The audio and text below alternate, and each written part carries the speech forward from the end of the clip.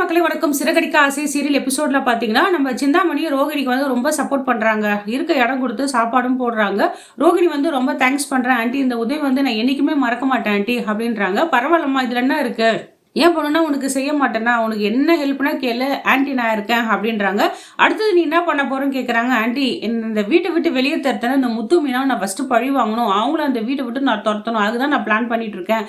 இந்த மீனா கிட்ட எவ்வளோ நான் படிச்சு சொன்னேன், இந்த விஷயத்தெல்லாம் சொல்லாதன்ட்டு அவன் புருஷன்கிட்ட சொல்லி அவன் வீட்டில் எல்லா இடத்துலையும் அந்த விஷயத்த சொல்லி என்னை அசிங்கப்பட்டு அவமானப்பட்டு வெளியே தருத்திட்டாங்க. இதனால எவ்வளோ மனசு உடஞ்சி போயிருக்கு தெரியுமா ஆண்டி, எனக்கு ரொம்ப கஷ்டமா இருக்கு. எது எப்படியோ எனக்கு வந்து மனோஜ் கூட வாங்கணும்னு அந்த அளவுக்கு வந்து மனோஜை விரும்புகிறேன் அப்படின்றாங்க. நீ சொல்றது எல்லாமே கரெக்டாக தான் ரோகிணி, நான் உனக்கு என்ன சப்போர்ட் வேணா நான் பண்ணுறேன் ஆண்டி, நான் இருக்கேன், நீ கவலைப்படாத, ரெஸ்ட் எடு. அப்புறம் ரோகிணி, உங்ககிட்ட ஒரு முக்கியமான விஷயம் சொல்லணும். இப்போதைக்கு நீ இந்த வீட்டில் இருக்க வேணான்றாங்க. என்னன்ட்டு இப்படி சொல்லிட்டீங்க, நான் அப்போ எங்கே போவேன் அவ்வளோதானான்றாங்க. ஐயோ, நான் சொல்கிறத ஃபஸ்ட்டு கேளுமா, மாஸ்டருக்கு வந்து சந்தேகம் வரும், நீ இங்கே இருந்தீன்னா எனக்கு இன்னொரு வீடு இருக்குது, அங்கே நீ சேஃப்டியாக இருக்கும், அங்கே நீ தங்கிக்கோ, நான் வந்து உன்னை அடிக்கடி அங்கே பார்க்குறேன் அப்படின்றாங்க. சரி, ரொம்ப தேங்க்ஸ்ன்ட்டு இந்த ரோகிணி மேலே போயிடுறா. இந்த நேரத்தில் சிந்தாமணி அடியாள் கேட்குறான், அம்மா நீங்கள் வந்து எதுவுமே காரணக்காரி இல்லாத ஒரு விஷயம் செய்ய மாட்டீங்களே, எதுக்கு இந்த ரோகிணி இங்கே சேர்த்து இது மாதிரி இப்போ ஹெல்ப் பண்ணிட்டு இருக்கீங்க, அதனால் உங்களுக்கு என்ன லாபம்னு கேட்குறாங்க. அட முட்டாளு, இவ எனக்கு மேலே கேடிடா, எனக்கு மேலே பல மடங்கு யோசிக்கிறவ கேடி, அதனால் வீட்டில் இருக்கிற பீரோ எல்லாத்தையும் பூட்டி வை, காசு பண்ணலாம் ஆட்டையை போட்டு பழப்பறா. அது மட்டும் இல்லாமல் இவ்வளோ வச்சு தாண்டா நான் பல விஷயத்தை நான் காயை நகர்த்த வேண்டியது இருக்குது, இவ்வளோ விஷயத்தாண்டா நான் பல விஷயத்தை நகர்த்த வேண்டியது அந்த வீட்டில். நான் என்ன டான்ஸ் கிளாஸ்க்கு போனேனே, ஜிம்முக்கு யோகா கிளாஸ்லாம் போனேனே, நான் கற்றுக்க போனேன், எனக்கு கற்றுக்க வேண்டிய வயசாக அது இல்லைடா. எனக்கு வந்து அந்த விஜயா வீட்டு மேலே ஒரு கண்ணு வந்துடுச்சு.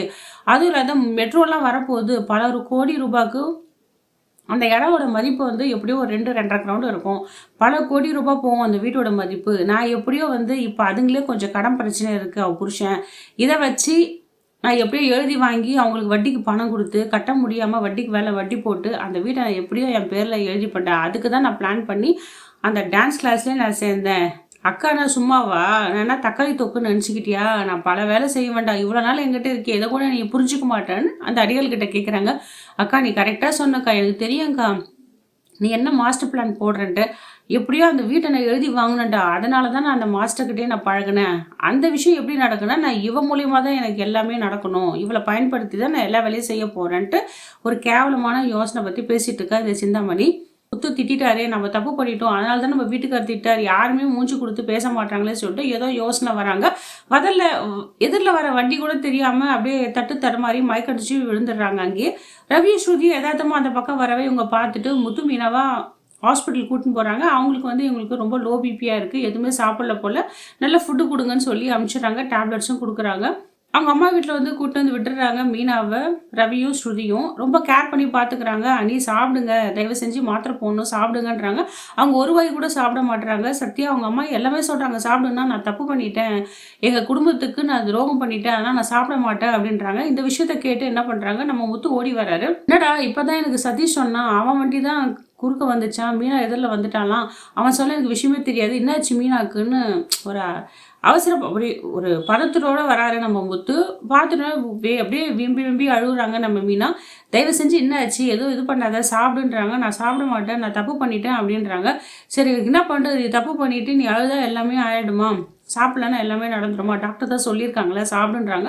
அவங்க சாப்பிடாம பிடிவாதமாக தான் உட்காந்துட்டு இருக்காங்க. முத்து எதுவும் பேசாமல் வெளியே போயிடுறாரு.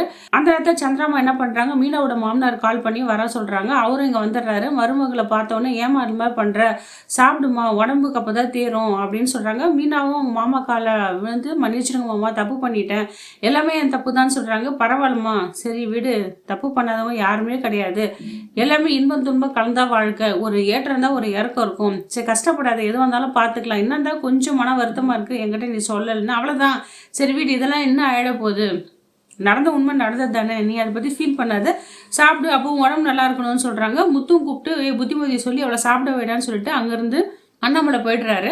மீனா அப்போ கூட சாப்பிடாம அடம் பிடிச்சி தான் இருக்காங்க. முத்து சாப்பாடு போட்டுனது பொண்டாட்டிக்கு ஊட்டி வர்றாரு. இப்போ சாப்பிட போறியா இல்லையான்னு கேட்குறாரு. இல்லை நான் சாப்பிடல, என்னை மன்னிச்சிடுங்கன்றாங்க.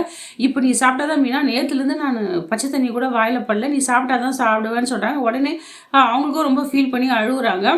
சரி, இந்த அப்போ எப்படி மீனாவும் ஃபீல் பண்ணி அழுகுறாங்க. ஏன் நீங்கள் சாப்பிடணும்? அது எப்படி மீனா உன்னை மட்டும் விட்டு நான் மட்டும் சாப்பிடணும்னு நினச்சிக்கிட்டியா? நீ தான் அப்படி இருக்க. என்னை பற்றி யோசிக்காமல் குடும்பத்தை பற்றி நான் அது மாதிரி இருக்க முடியுமா? நான் என்றைக்கும் ஒரே மாதிரி தான் இருக்கேன். நீ தான் மாறிட்டேன்னு சொல்லிட்டு மீனா கிட்ட சொல்லிட்டு இருக்காரு. அப்படிலாம் இல்லைங்க அப்படின்றாங்க மீனா. இதோட இந்த எபிசோடு முடிந்த மக்களே. இந்த வீடியோ உங்களுக்கு பிடிச்சிருந்தா லைக் அண்ட் ஷேர் கமெண்ட் பண்ணுங்கள். அடுத்த வர வீடியோவில் உங்களை சந்திக்கிறேன். நன்றி, வணக்கம்.